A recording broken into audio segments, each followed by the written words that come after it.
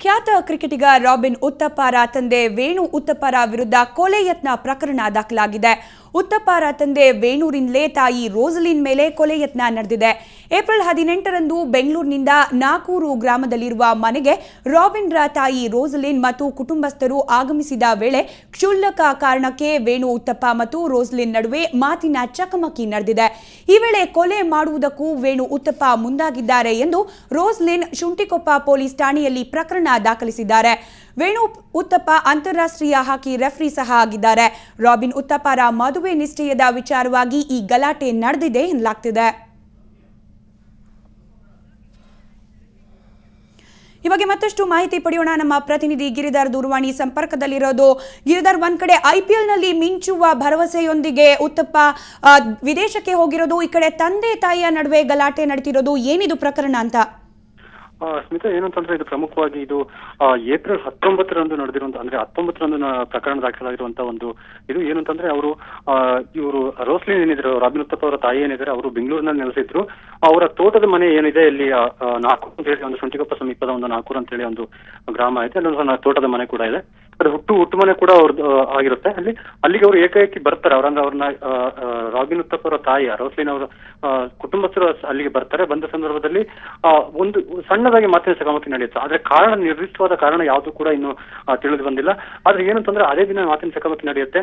ಆ ನಂತರ ಅವರು ಗಲಾಟೆ ನಡೆದ ನಂತರ ಅವರು ಸುಮಾರು ಒಂದು 7 ಗಂಟೆಗೆ, ಅಂದ್ರೆ ಸಂಜೆ 7 ಗಂಟೆ ಅಷ್ಟೊತ್ತಿಗೆ ಹೋಗಿ ಆ ಶುಂಠಿಕೊಪ್ಪ ಠಾಣೆಯಲ್ಲಿ ಪ್ರಕರಣ ದಾಖಲು ಮಾಡ್ತಾರೆ. ಅಂತಂದ್ರೆ ನನಗೆ ಇವರು ಕೊಲೆ ಬೆದರಿಕೆ ಹಾಕಿದ್ದಾರೆ ಮತ್ತು ನನ್ನ ಮೇಲೆ ಹಲ್ಲೆ ಮಾಡ್ಲಿಕ್ಕೆ ಬಂದಿದ್ದಾರೆ ಅಂತ ಹೇಳಿ ಒಂದು ಮಾಡ್ತಾರೆ. ಇದು ಏನಂತಂದ್ರೆ ಪ್ರಮುಖವಾಗಿ ಏನಂತಂದ್ರೆ ಸ್ಮಿತಾ, ಇದರಲ್ಲಿ ಮದುವೆ ಆಗಿ 1-1.5 ವರ್ಷದಿಂದ ಕೂಡ ಇದು ಈ ರೀತಿಯ ಒಂದು ಗಲಾಟೆ ನಡೀತಾ ಇದೆ ಅಂತ ಹೇಳಿ ಅವರೊಂದು ದೂರಿನಲ್ಲಿ ದಾಖಲು ಮಾಡಿದ್ದಾರೆ.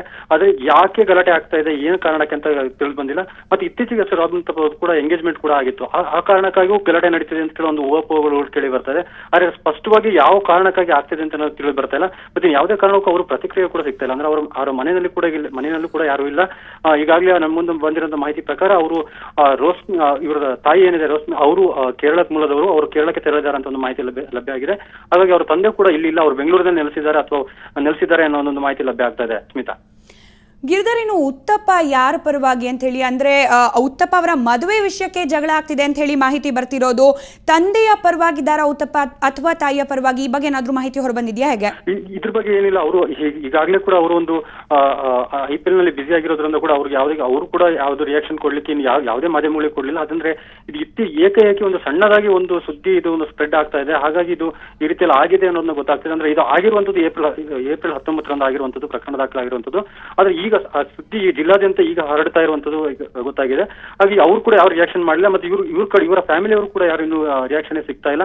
ಹಾಗೆ ಏನಂತಂದ್ರೆ ಇದು ಒಂದು ಮದುವೆ ವಿಷಯ ಸಂಬಂಧಪಟ್ಟಂಗೆ ಆಗ್ತಾ ಇದೆ ಅನ್ನೋದು ಕೂಡ ಒಂದು ಮಾಹಿತಿ ಕೇಳಿ ಬರ್ತದೆ. ಮತ್ತೆ ಇವರ ತಾಯಿ ಏನಿದೆ, ಅವರು ಕ್ರಿಶ್ಚಿಯನ್ ಕಮ್ಯುನಿಟಿಗೆ ಸೇರಿದಂತ ಆಗಿರ್ತಾರೆ. ಮತ್ತೆ ಇವರ ಏನು ವೇಣು ಉತ್ತಪ್ಪ ಇದ್ದಾರೆ, ಅವರು ಕೊಡ ಕುಟುಂಬಕ್ಕೆ ಸೇರಿರ್ತಾರೆ. ಅವರು ಏನು ಕ್ರಿಶ್ಚಿಯಾನಿಟಿ ಕನ್ವರ್ಷನ್ ಸಂಬಂಧಪಟ್ಟಂಗೆ ಮಾತಿನ ಚಕಮಕಿ ನಡೆದಿರಬಹುದು ಅನ್ನೋ ಒಂದು ಕೂಡ ಒಂದು ಊಹಾಪೋಹಗಳು ಕೂಡ ಕೇಳಿ ಬರ್ತಾ ಇದೆ. ಸ್ಮಿತಾ, ಗಿರಿಧರ್, ಇನ್ನು ಪೊಲೀಸ್ ಕಂಪ್ಲೇಂಟ್ ಕೂಡ ಲಾಡ್ಜ್ ಆಗಿರೋದು ವೇಣು ಅವರ ವಿರುದ್ಧವಾಗಿ. ಇನ್ನು ಕಂಪ್ಲೇಂಟ್ ಲಾಡ್ಜ್ ಆದ್ಮೇಲೆ ಪೊಲೀಸರ ವಿಚಾರಣೆಗೆ ವೇಣು ಅವರು ಸಿಕ್ಕಿದ್ರ, ಅವ್ರು ಏನ್ ರಿಯಾಕ್ಷನ್ ಕೊಟ್ಟಿದ್ದಾರೆ, ಈ ಬಗ್ಗೆ ಏನಾದ್ರೂ ಮಾಹಿತಿ ಹೊರಬಂದಿದ್ಯಾ ಹೇಗೆ?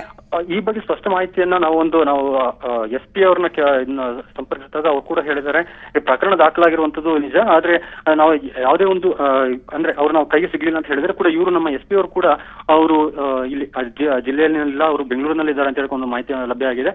ಹಾಗಾಗಿ ಅವ್ರು ಬಂದ ನಂತರ ಒಂದು ಹೆಚ್ಚಿನ ಮಾಹಿತಿ ಪಡಿತಾರೆ. ಅವ್ರಂದ್ರೆ ಆದ್ರೆ ಯಾವುದೇ ಒಂದು ಇದ್ರ ಬಗ್ಗೆ ಅಂದ್ರೆ ಅವರೊಬ್ರು VIP ಕೂಡ ಆಗಿದ್ದಾರೆ. ಇವರು ಏನು ವೇಣು ಉತ್ತಪ್ಪ ಅವರು ಕೂಡ ಇಂಟರ್ನ್ಯಾಷನಲ್ ರೆಫ್ರಿ ಕೂಡ ಹಾಕಿ ರೆಫ್ರಿ ಕೂಡ ಆಗಿದ್ದಾರೆ. ಹಾಗಾಗಿ ಇದೊಂದು ದೊಡ್ಡದು ಮಾಡಬಾರ್ದು ಅನ್ನೋದು ಕೂಡ ಅವ್ರ ಕುಟುಂಬಸ್ಥರಲ್ಲಿ ಇದೆ. ಆದ್ರೆ ಈ ಸಣ್ಣದಾಗಿ ಸುದ್ದಿ ಹರಡಿರುವಂತದ್ದು ಮತ್ತೆ ಸಣ್ಣ ಸ್ಥಳೀಯ ಪತ್ರಿಕೆಗಳಲ್ಲಿ ಕೂಡ ಇದೊಂದು ಹರಡಿರುವಂತದ್ದು ನೋಡಿದ್ರೆ ಇದನ್ನ ಒಂದು ಮುಚ್ಚಲಿಕ್ಕೆ ಒಂದು ಪ್ರಯತ್ನ ನಡೀತಿರ್ಬೋದು, ನಡೀತಿರೋ ಸಾಧ್ಯತೆಗಳು ಕೂಡ ಇರ್ಬೋದು ಅಂತ ಹೇಳ್ಬೋದು. ಸ್ಮಿತಾ, ಓಕೆ, ಧನ್ಯವಾದ ಗಿರಿಧರ್ ತಮ್ಮೆಲ್ಲ ಮಾಹಿತಿಗಾಗಿ.